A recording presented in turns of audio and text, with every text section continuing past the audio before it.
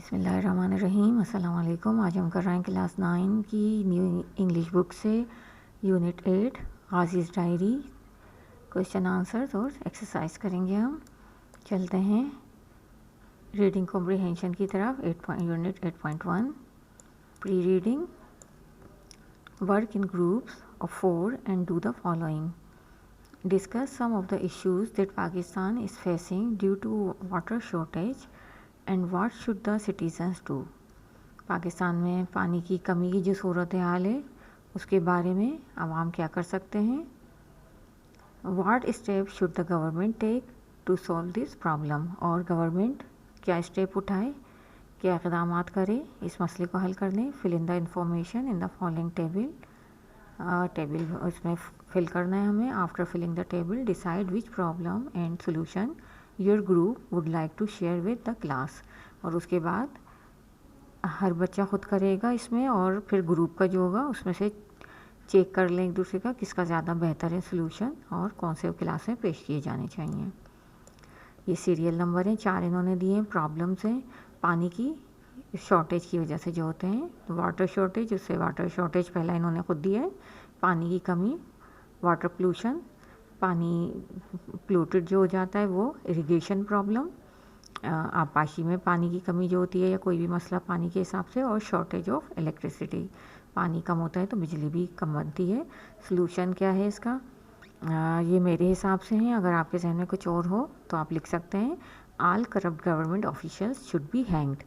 जो भी corrupt government के ऑफिशियल्स हैं, जो भी ज़िम्मेदार हैं, उनको फांसी दे देनी चाहिए.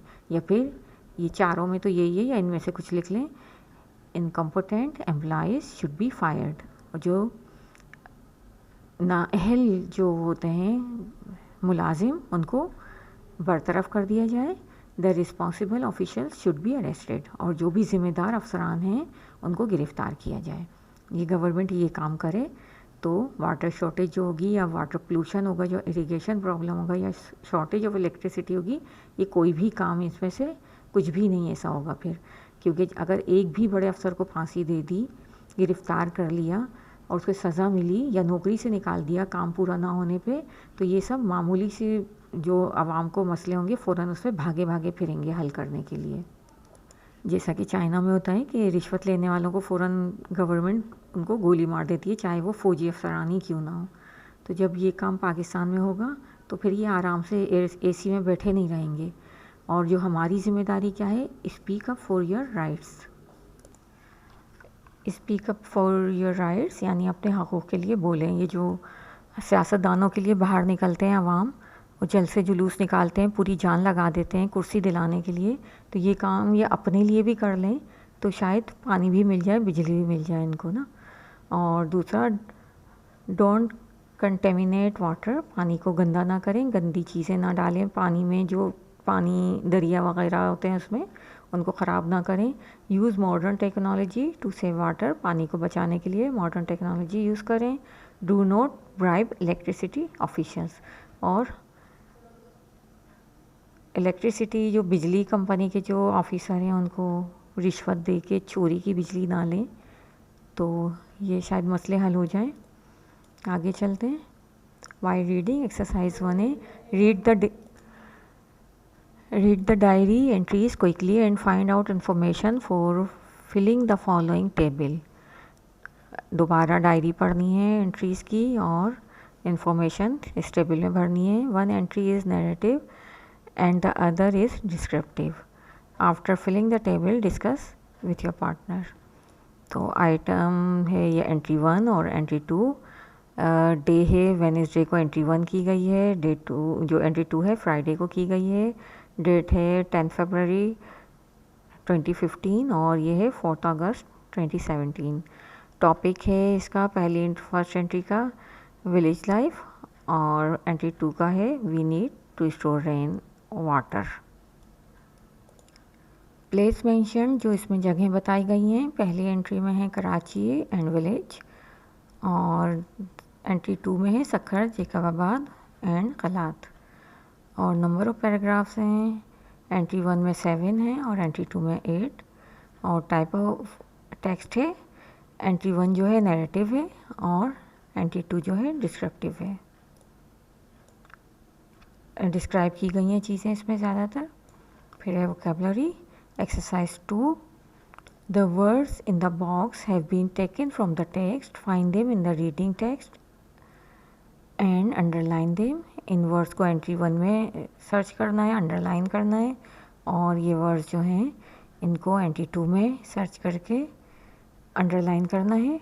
Discuss the possible meaning of these words with your partner. Meaning को डिस्कस करें अपने पार्टनर के साथ। Next, check the meaning given in the glossary at the end of the book. उसके बाद आखिर में चेक कर लें ग्लॉसरी में जो बुक के एंड में दी गई है उसकी मीनिंग। एक्सेस, रसाई, be with in reach for use. Commuting, सफ़र करना, travelling from one place to another. Compromised, मुतासिर करना, एडवर्सली अफेक्टेड। क्रेडिट, उधार, sell something for which the buyer pays later. Desperately, शिद्दत से, very much. Devices, आलात, things used for a particular purpose. Distanced, फासला, taken away.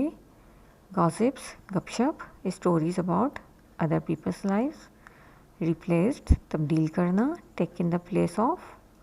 Siblings, भाई बहन, बहन भाई, brother and or sisters. फिर है कैप्चर, काबू पाना या कब्ज़ा करना, get control over something. Devastation, devastation तबाही, ग्रेट डिस्ट्रक्शन और डैमेज। हैवक, बर्बादी, ग्रेट डिस्ट्रक्शन और डैमेज। इरिगेशन, आपाशी, supplying water for the growth of crops. Release, छोड़ना, लेट गो। रिटेन, रखना, होल्ड बैक। सेल्फ सफिशिएंट, खुद का फील, have enough to meet one's need. Structures, बनावट या साख्त, things made of several parts. Surplus, जायद या फाजिल मकदार, more than the amount needed. Tempt, सुधारना या काबू पाना। Made easy to control. Exercise 4 है, the following sentences are summary of each paragraph of 2 entries. ये नीचे सेंटेंसेस दिए गए हैं, ये समरी हैं हर पैराग्राफ की। Read the text in the blanks provide and in the blanks provide write the number of the paragraph to which each sentence is related. One has been done as an example. Paragraph का number लिखना है किस paragraph से लिया गया ये। Entry 1 है, there were no roads and no vehicles. Paragraph 4 है, the modern life style has affected our health and our relationships. 7 है ये paragraph, I miss the simple village life. Paragraph 1 है, men met and discuss things at the otaq and women at the village well. ये है 6 paragraph. 3 families lived in 3 rooms. Paragraph 2 है, the houses were not made of cement. Paragraph 3 है, people bought things from small shops. Paragraph 5 है। Entry 2 में से ये दिए गए हैं सेंटेंसेस, पैराग्राफ बताना है। ए है, one of the barrages in Pakistan is the Guddu barrage. ये है 5 पैराग्राफ से लिया गया है। Construction of more barrages is an important need of Pakistan today. 8 आएगा इसमें, पैराग्राफ 8 है, and the Guddu barrage irrigates land in 2 provinces. ये है 6 पैराग्राफ 6 से लिया गया है। डी है, rivers have always been important for travel and for growing crops. Paragraph 2 है ये, the flow of water is control through gates in a barrage. ये है 4 paragraph, many different people worked to complete the Guddu barrage. ये है 7 paragraph से, a way was found to store extra water for later use. Paragraph 3 है, rain cause river to overflow leading to flood. ये है paragraph 1 से। Exercise 5 है, how was the village life of the past different from the city life of today. Village की past की जो ज़िंदगी थी सिटी की ज़िंदगी से, शहर की ज़िंदगी से, शहर की आज की ज़िंदगी से कैसे मुख्तलिफ है। As given in the text. Text में जो बताई गई है, complete the following table to show the difference. तो टेबल हमें फिल करना है ताकि दोनों जगह का फ़र्क ज़ाहिर हो। Work in pairs and do this exercise in your notebook.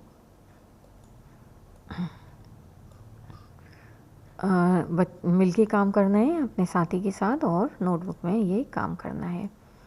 Series number ये 1 है, सीरियल नंबर और आइटम है houses, village life 60 years ago और सिटी लाइफ टुडे। तो हाउसेस कैसे थे 60 ईयर्स पहले विलेज में? Made of would, straw and mud, लकड़ी और भूसे और मट्टी से बने हुए थे। और सिटी लाइफ टुडे जो है यहाँ के हाउसेस हैं made of cement and painted in beautiful colours with tiled floors. फिर है रोड्स और स्ट्रीट्स, नैरो मड लेन्स थी, कच्ची गलियाँ थी मट्टी की बनी हुई, और शहर में आजकल रोड्स एंड पेव्ड स्ट्रीट्स, पक्की सड़कें और रोड बनी हुई हैं। मोड्स ऑफ ट्रैवल, किस तरह सफ़र का ज़रिया क्या थे? वॉक करते थे 60 साल पहले विलेज में, और सिटी में है cars, buses and motor bikes. Atmosphere कैसा था? क्लीन था, और अब पोल्यूटेड है धुएं की वजह से। शॉप्स और मार्केट्स, फ्यू स्मॉल शॉप्स, गांव में बहुत कम और छोटी शॉप्स होती थी, और यहाँ big shops and super markets. फिर है बाइंग फ्रॉम शॉप्स, किस तरह ख़रीदारी की जा सकती थी दुकानों पे से? कैश और क्रेडिट, कैश देते थे या फिर उधार ले लेते थे, और यहाँ है कैश और क्रेडिट कार्ड्स, कैश या फिर क्रेडिट कार्ड्स यूज़ करते हैं। सोर्स ऑफ न्यूज़, मालूमात का ज़रिया क्या था? Man and women share news with each other, आदमी औरतें एक दूसरे को आपस में ख़बरें पहुंचा देते थे, जो भी कोई इत्तला मिलती थी वो देते थे। और यहाँ है television and internet. Information about people, लोगों के बारे में मालूमात कैसे मिलती थी? ड्यूरिंग द मीटिंग एट ओताक और वेल, तो मिलने जुलने के दौरान ओताक पे जब मर्द मिलते थे और कुएं पर औरतें जब एक दूसरे से मिलती थी तो वहाँ से एक दूसरे के बारे में मालूमात हासिल हो जाती थी। और यहाँ है टेलीविज़न एंड फेसबुक, इससे मालूमात एक दूसरे के बारे में हो जाती है, एक दूसरे के लोगों के बारे में बस हर तरह की मालूमात। फिर है सोर्स ऑफ एंटरटेनमेंट, एंटरटेनमेंट का क्या ज़रिया था? फोक सॉन्ग्स संग ऑन घाघर एंड तंबूरों, तंबूरों और घाघर पे गाए गए फोक सॉन्ग्स। और यहाँ पर है यूट्यूब, लेसन में सिर्फ यूट्यूब है तो यूट्यूब लिखा है। फिर है कम्युनिकेटिंग विथ पीपल, लोगों से कैसे बातचीत होती थी? फेस टू फेस, आमने सामने होती थी, और अब एसएमएस और ईमेल। वैसे तो आमने सामने भी होती है, लेकिन बुक में इन्होंने यही बताया कि शहरों में ऐसे बातचीत होती है, तो हमने वही लिखा है। एक्सरसाइज 6 है complete the following sentences in your notebook. After you had completed discuss your answer with your partner and make changes if needed. तो ये हमें पूरा सेंटेंस पूरा करना है और फिर अपने पार्टनर से बातचीत करें कि क्या चीज़ सही लिखी है, क्या गलत लिखी है, चेंज करना है तो कर लें उसको। ये very few people had knee problems in the village because, बहुत कम लोगों को घुटनों के तकलीफ़ होती थी गांव में, क्योंकि people of all ages set on the floor which exercise there नीज, क्योंकि वो ज़मीन पर बैठते थे जिससे उनके घुटनों की एक्सरसाइज हो जाती थी। बी है the people in the village did not need vehicles because they didn't have vehicles so they walk, लोगों को ट्रांसपोर्ट की, गाड़ियों की ज़रूरत नहीं होती थी क्योंकि वहाँ थी ही नहीं गाड़ियाँ, तो वो पैदल जाते थे।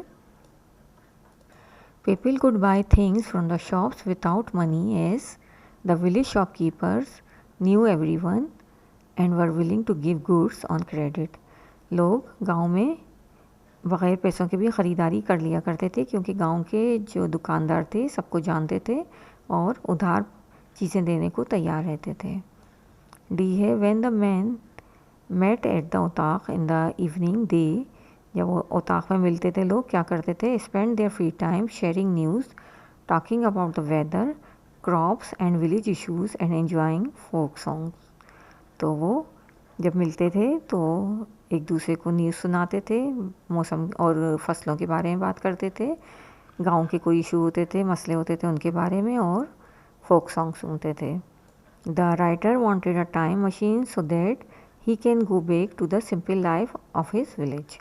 वो टाइम मशीन इसलिए चाहता था कि अपने गांव की सादा ज़िंदगी में दोबारा लौट जाए।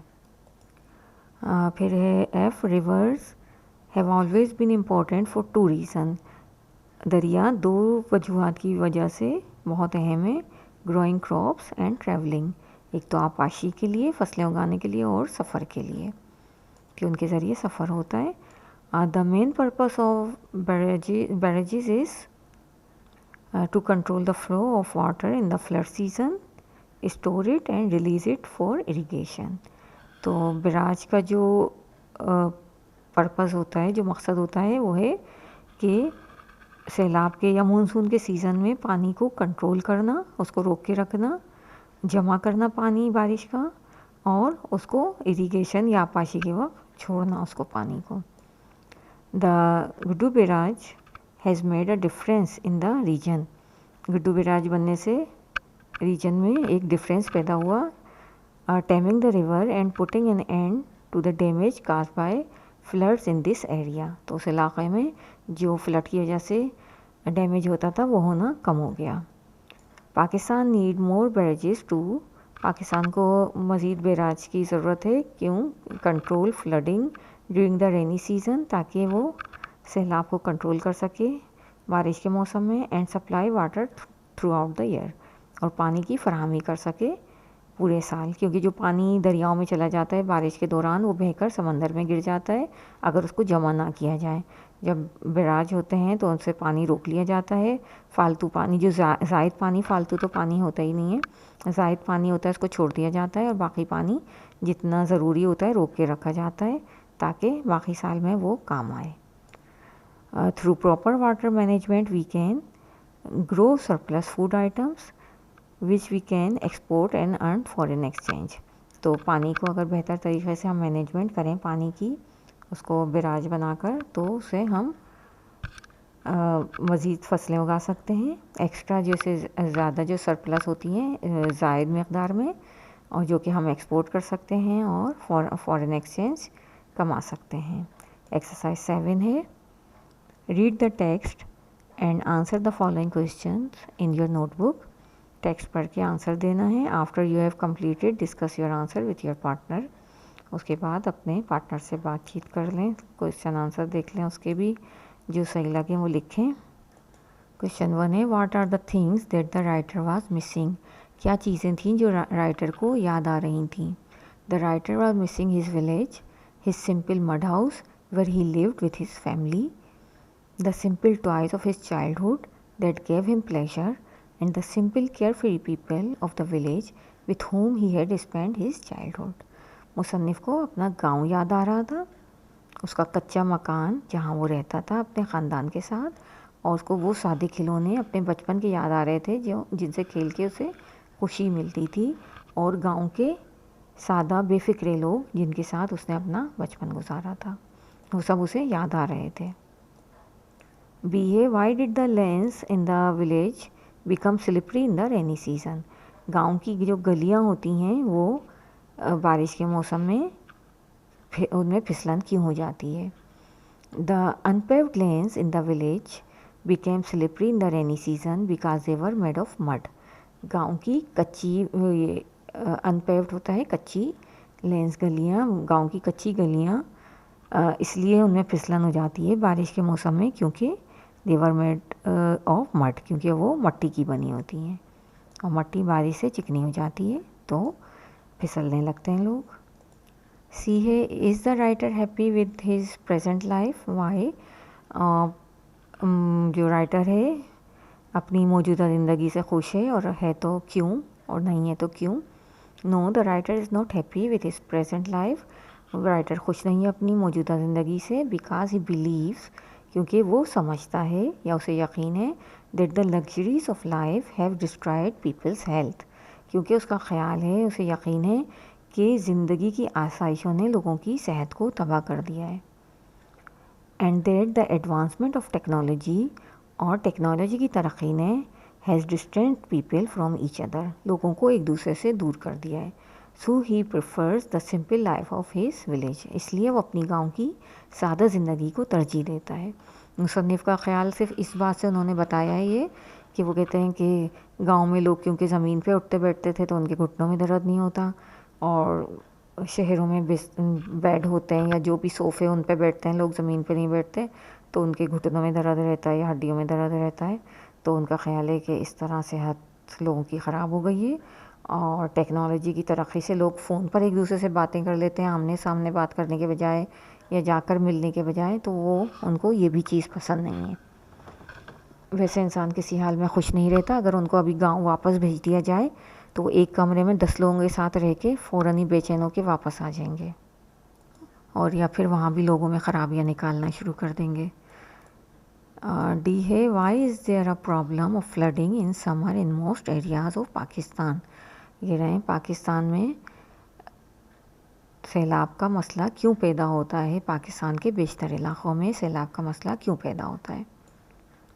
During the monsoon season, monsoon के सीज़न में, मानसून के मौसम में जो कि जून जुलाई अगस्त में होता है, most parts of Pakistan receive heavy rainfall. Pakistan के मुख्तलिफ़ इलाक़ों में बहुत ज़्यादा बारिशें होती हैं, causing river overflow and flooding in the surrounding areas. तो उससे दरिया जो हैं ओवरफ्लो हो जाते हैं, भर जाते हैं, ज़ाहिर है तो पानी इधर उधर निकल जाता है और आसपास के इलाके ज़ेर आब आ जाते हैं या सैलाब आ जाता है। या फिर during the monsoon season most parts of Pakistan receive heavy rainfall which causes the river to overflow as there are no barrages to control the overflowing rainwater, surrounding areas get flooded। तो ये शुरू का तो वही है कि मानसून के मौसम में पाकिस्तान के बेशतर इलाक़ों में शदीद बारिशें होती हैं, जिससे दरियाओं में तुग़यानी आ जाती है, और क्योंकि बैराज ना होने की वजह से उस ज़्यादा पानी को, बारिश के ज़्यादा जो पानी होता है उसको कंट्रोल नहीं कर सकते, तो आसपास के इलाक़ों में फ्लड आ जाता है, सैलाब आ जाता है या वो ज़ेर आब आ जाते हैं। ई है, why did people start building barrages. लोगों ने क्यों बैराज बनाना शुरू किए। People started building barrages to store rain water for irrigation. लोगों ने बैराज बनाना इसलिए शुरू किए कि बारिश के पानी को इरिगेशन के लिए स्टोर किया जा सके, ज़ख़ीरा किया जा सके, irrigation purpose and to control the flow of water during the flood season. और पानी के बहाव को कंट्रोल करने के लिए सैलाब के मौसम में कि कंट्रोल कर सके पानी को, बैराज बनाना शुरू किए। एफ है, डू यू एग्री या do you think that we should build bridges, why not. अब यहाँ ये पूछ रहे हैं क्या आप इससे एग्री करते हैं या मुत्तफ़िक़ हैं कि हमें ब्रिज या पुल बनाने चाहिए, क्यों और क्यों नहीं बनाने चाहिए, तो क्यों, और नहीं बनाने चाहिए तो क्यों नहीं। Yes I agree that we should build bridges, हमें पुल बनाने चाहिए, इससे मैं मुत्तफ़िक़ हूँ। Because they are also important for a country's development, क्योंकि ये भी किसी भी मुल्क की तरक्की के लिए बहुत अहम होते हैं। A bridge provide a quicker and easier way to travel. Bridge जो होता है वो सफ़र का तेज़ और आसान तरीक़ा फ़राहम करता है। And by using bridges people get better access to education and employment. और ब्रिज यूज़ करके लोग तालीम और रोज़गार तक बेहतर रसाई हासिल कर सकते हैं। Goods can be transported quickly from one place to another. और चीज़ें या सामान भी एक जगह से दूसरी जगह तेज़ी से पहुंचाया जा सकता है। It also improve economic growth, और ये इससे मुल्क की इक़्तिसादी तरक्की भी बेहतर होती है। यानी गांव देहात अगर पुल हैं, वो समंदर हैं, बीच में दरिया हैं या नदियाँ हैं, कुछ हैं, उन पे पुल बना के दूसरे शहर से जोड़ दिया जाए एक शहर को, तो गांव से फसलें या जो भी चीज़ होगी तेज़ी से ट्रकों के ज़रिए आसानी से पहुंच सकती है, जल्दी पहुंच सकता है सामान। लोग सफ़र करके स्कूल कॉलेजेस जा सकते हैं या नौकरी के लिए जा सकते हैं 1 से 2 घंटे में ज़्यादा से ज़्यादा पुल इस्तेमाल करके। वरना अगर बीच में दरिया है तो बहुत लंबा रास्ता तय करना पड़ता है। अब ऊपर तो इन्होंने तो बुक में यही सवाल लिखा है कि ब्रिजेस बनाने चाहिए या नहीं, लेकिन यहाँ हमने ये भी हल कर दिया, do you agree think that we should build bridges, why not, कि हमें बैराज बनाना चाहिए या नहीं। तो yes I agree that we should build barrages so that rainwater can be stored and used for irrigation throughout the year। तो हाँ, मैं इससे भी मुत्तफ़िक़ हूँ कि हमें बिराज बनाने चाहिए ताकि पानी का साल भर का ज़ख़ीरा करके उसे आबपाशी के लिए इस्तेमाल किया जा सके। By building a barrage we can also prevent floods that occur every year. और बिराज बना के हम हर साल आने वाले सैलाब को भी रोक सकते हैं। ये थे क्वेश्चन आंसर्स। फिर 8.3 language practice, degree of adverbs. Exercise 1 है, complete the following table by adding the missing degree of adverbs. After you have completed, compare your answer with your partner. तो डिग्री जो इन्होंने लिखे हैं उनको फिल करना है बाकी हमें। पॉजिटिव है एंग्रीली, मोर एंग्रीली, मोस्ट एंग्रीली, कंपेरेटिव और सुपरलेटिव सब लिखनी है। जो इन्होंने लिखी हैं वो ब्लैक में है।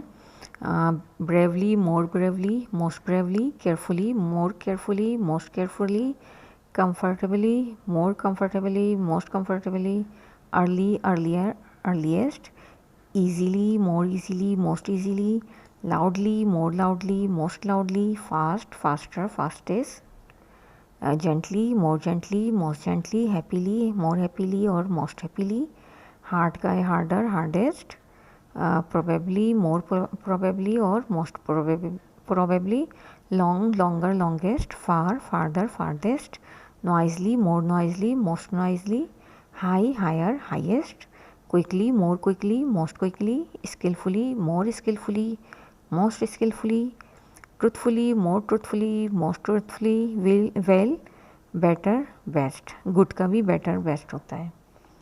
उसके बाद है exercise 2, fill the following blanks with the correct degree of adverb. Select an adverb from the list in exercise 1. You can use one adverb only once. Discuss your answer with your partner after both of you have completed and make changes where needed. तो ऊपर से देख के कोई भी word use करना है सही जो हो, और सिर्फ एक बार एक वर्ड यूज़ करना है हमें। नंबर 1 है, my uncle went the farthest from his home during the recent flood. Let's see who runs the fastest in the race. The workers protested angrily at getting low salaries as compared to long working hours and shorter breaks. The Bolan Express is the earliest train you can take. The rest leaves after 10 o'clock. The drivers from Germany drove their cars more carefully than those from Japan. फिर Salim climbed higher than Fazal but Hanif climbed the highest. अच्छा, ये याद रखें कि the जहाँ भी आ जाए तो हम सबसे लास्ट वाली सुपरलेटिव डिग्री यूज़ करते हैं, और देन यूज़ हो THAN तो कंपैरेटिव, दो चीज़ों को कंपेयर करते हैं तो देन आता है कि ये इससे ज़्यादा, तो वो देन में हम कंपैरेटिव डिग्री यूज़ करते हैं, और जहाँ द यूज़ हो तो वहाँ सुपरलेटिव डिग्री होती है। तो यहाँ क्या है, Salim climbed higher than Fazal, तो यहाँ हमने हायर यूज़ किया है, और but Hanif climbed the highest, तो यहाँ हमने सुपरलेटिव डिग्री यूज़ की है। As compare to the soldier in the first and middle rows, the soldier in the last row fought the enemy more bravely. अब ये कंपेयर किया गया है दो सोल्जर्स को, इसलिए वो हमने मोर ब्रेवली लिखा है। Samia answered more quickly than her friends, than use हुआ है तो हमने मोर क्विकली यूज़ किया है। New born babies should be handled more gently than all other age groups. My father was sitting comfortably in his car and enjoying the talk show on TV। तो ये हमने verb use किया है। Superlative या comparative इसमें नहीं आएगा, तो इसमें सिर्फ पॉजिटिव आएगी कंफर्टेबली। फिर exercise 3, work in pairs and orally complete the following passage using the correct degree of adverb given below. You can use each adverb only once. ये सिर्फ ओरली करना है। After you have discuss it orally, write the complete passage in your notebook. अच्छा, फिर oral करके फिर लिखना भी है, रिटन भी करना है।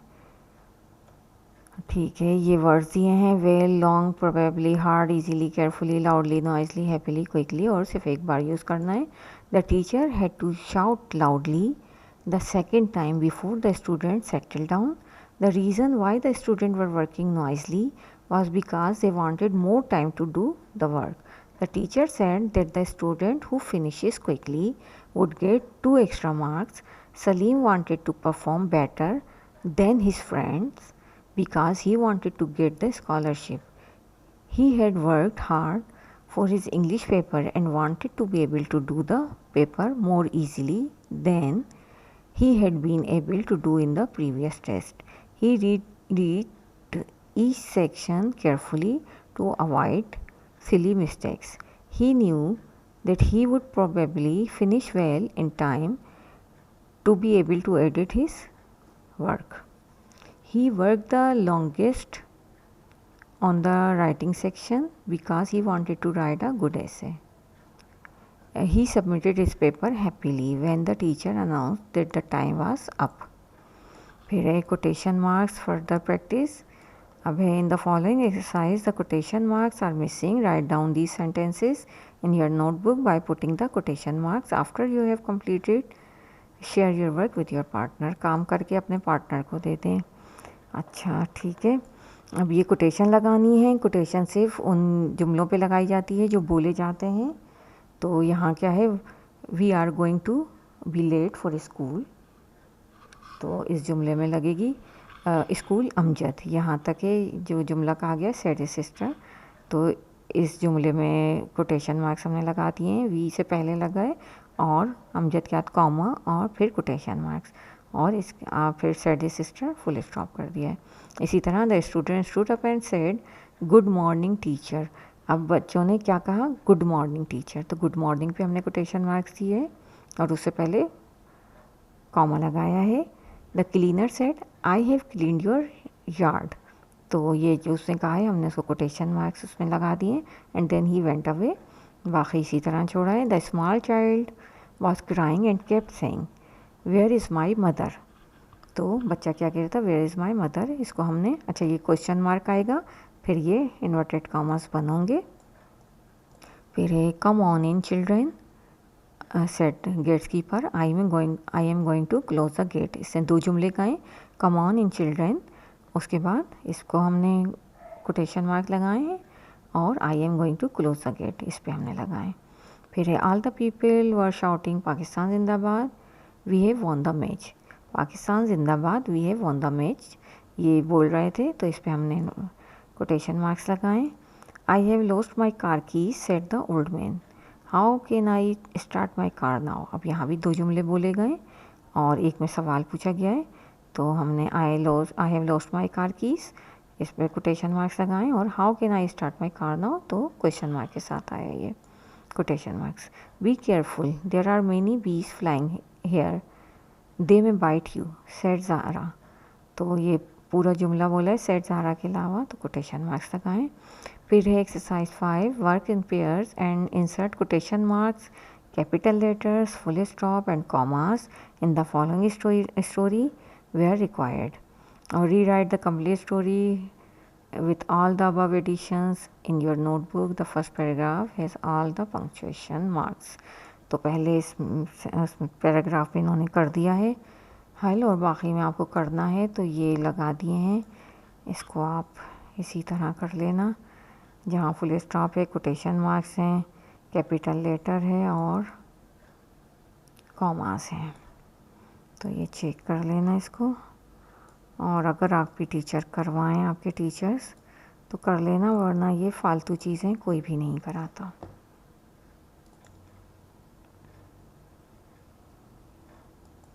फिर है सुफिक्सेस एडिशनल प्रैक्टिस. तो सुफिक्सेस लगाना है जो वर्ड के बाद लगते हैं, पता होगा आपको, याद होगा बल्कि. प्रीफिक्स पहले लगते हैं, सुफिक्स बाद में लगते हैं. अब यहाँ है exercise 6 fill in the blanks in the following exercise with adjectives formed by using the suffix able. able को यूज़ करना है हर वर्ड के बाद with the appropriate given words. punishable, comfortable, curable, movable और washable बनेगा. we needed space to do our project work, so we moved all the movable furniture to one side. When traveling, we should try and take easily washable clothes with us. This is very comfortable chair. Non-payment of taxes is a punishable crime. We can recover from curable diseases quickly if we go to the doctor. फिर है B, fill in the blanks in the following exercise by using the suffix less. अब हमें less use करना है with the appropriate given words. In words के साथ useless, boneless, homeless, tasteless और jobless. This food is tasteless as compared to the food we had yesterday. I asked my mother to buy boneless chicken for the new dish that I wanted to try. This fellow is useless as far as work is concerned. Finally, I have found work after being jobless for 6 months. Many homeless people sleep on the footpaths. फिर है unit 8.4 writing summarising a poem. Exercise 3 है read the following poem silently then discuss the story with your partner. Poem है the miller of the Dee, Charles Mackay ने लिखी है ये. अब इसकी एक्सरसाइज है the meaning of the following words used in the poem are given in the glossary at the end of the book. इन words की मीनिंग दी है. एक्सरसाइज 4 है after you have orally discusses the story in pairs right the story in your own words on a sheet of paper. This will be a summary of poem. तो जब आप orally आप इसको पहले poem को पढ़ लिया फिर आपस में एक दूसरे से बातचीत करें पेयर बना के, फिर उसको अपने वर्ड्स में लिख लें एक पेपर पर. तो बस यही समरी होगी इनके ख्याल में. तो मीनिंग है जो वर्ड्स ऊपर दिए इनकी मीनिंग लिखी है हमने. डोएल्ट रहना बसना, लिव्ड इन और एट अ प्लेस. मिलर चक्की वाला, अ पर्सन हु ओन्स और works a mill for grinding corn. Health मजबूत कवी, स्ट्रॉन्ग एंड हेल्दी. बोल्ड निडर बेखौफ, कॉन्फिडेंट एंड ब्रेव. लार्क एक गाने वाला परिंदा होता है. A small brown bird. Blithe बेफिक्री से, without cares and worries. Burden खुलासा या लुबेलुबाब. The main part. अच्छा बर्डन जो का मतलब बोझ होता है, लेकिन यहाँ जो इन्होंने जो मीनिंग भी दी है वो है कॉन्टेक्चुअल मीनिंग जो कहलाती है, जो पोएम के हवाले से जो मीनिंग बन रही है वो है इसकी मीनिंग ये. फिर है एनवी हसद करना या रश करना. The feeling of wishing to have what somebody else has और to be like somebody else. Doubt तुम, यू आर. दाइन तुम्हारा, यूर. दी तुम, यू. डॉफ्ट किसी की ताज़ीम के तौर पे अपना हेड उतारना. Took off his head in respect. Quoth कहा, सैड साइड. आ भरना, took a long deep breath. A while थोड़ी देर के बाद. For a short time. Doubts तुमने, यू वुड. मेले खस्ता हाल, शेबी. बॉस्ट फ़ख्र करना, सोर्स ऑफ प्राइड. अब इसकी हमें समरी लिखनी है. तो miller of the Dee, the reference है the poem the miller of the Dee is written by Charles Mackay. ये poem miller of the Dee Charles Mackay ने लिखी है. सेंट्रल आइडिया इसका पोएम का. The main idea of the poem is that wealth and fame can not make a man happy. इसका जो main idea है, जो सेंट्रल आइडिया इस पोएम का जो पढ़ के हमें समझ आता है वो ये है कि दौलत या शोहरत किसी इंसान को खुश नहीं कर सकती. सिर्फ दौलत या शोहरत किसी इंसान को खुश नहीं कर सकती. नो मैटर हाउ रिच और poor a man is, it's happiness that matter. कोई इंसान कितना ही गरीब या अमीर क्यों ना हो, सिर्फ खुशी ही एक मैटर होती है. खुशी जो है वो अहमियत रखती है. And a poor man who is satisfied with his life can lead a better and happier life than a king.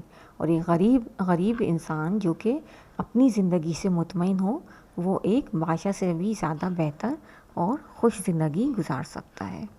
तो ये इसका मेन आइडिया है. फिर समरी है. Once upon a time there lived a hard working miller on the bank of the river Dee. एक दफ़ा का जिक्र है कि एक मेहनत करने वाला मिलर दरियाए डी रिवर का नाम है, दरियाए डी के किनारे पर रहता था। Who used to sing a song happily during his work that he was not jealous of anybody and nobody was jealous of him. जो कि अपने काम के दौरान गाना गाता रहता था कि वो किसी से नहीं जलता और कोई उसे नहीं जलता। One day king hello heard his song and said you are wrong। एक दिन किंग हेल, जो वहाँ का किंग था, उसका नाम हेल था किंग का नाम, तो वो उसने जब ये गाना सुना तो उसने कहा तुम गलत कह रहे हो, because I am jealous of your happiness, क्योंकि मैं तुम्हारी खुशी से जलता हूँ या रश करता हूँ तुम्हारी खुशी से, and I would gladly take your place, और मैं खुशी से तुम्हारी जगह लेना चाहूँगा। क्योंकि बादशाह खुश नहीं था तो कहता है मैं खुशी से तुम्हारी जगह लेना चाहूँगा। And how can you be so happy when I am not as happy even as a king. और तुम कैसे इतना खुश हो सकते हो जबकि मैं एक बादशाह होकर भी इतना खुश नहीं हूँ। Miller smiles and takes off his hat and tells the king that he loves his wife, his 3 children and his friends. Miller जो है मुस्कुराता है और बताता है बादशाह को कि अपनी पहले टोपी उतार के उसे ताज़ीम देता है और कहता है कि वो अपनी बीवी से मोहब्बत करता है, अपने बच्चों से और अपने दोस्तों से भी मोहब्बत करता है। और and then he is grateful for the river Dee which run his mill and grind the corn he use to feed his family. और वो दरियाए डी का भी शुक्रगुजार है जो कि उसकी चक्की को चलाता है और उसे मकई को पीसता है जिससे ये, और अपनी फैमिली को खिलाता है। एंड दैट्स ही ओज नथिंग टू एनी वन, और वो किसी का कर्जदार भी नहीं है। His desires are limited and he is satisfied with what he has, और वो जो कुछ भी उसके पास है उससे खुश और मुतमईन है। Which is why he is happy, इसीलिए वो खुश है। To hear this king say, ये सुन के बादशाह ने आँ भरी एंड एडमिट, और कबूला that miller simple and happy life is better than the life of a king. और ये बात कबूल की कि मिलर की सादा ज़िंदगी एक बादशाह की ज़िंदगी से ज़्यादा खुशगवार है। And England is proud of people like the Miller, और इंग्लैंड जो है वो मिलर जैसे लोगों पर फ़ख्र करता है। तो ये थी इसकी समरी। उम्मीद है आपको लेसन समझ आ गया होगा। वीडियो पसंद आई हो तो लाइक करें, शेयर करें और चैनल को सब्सक्राइब करें। Thank you for watching. Allah हाफिज़।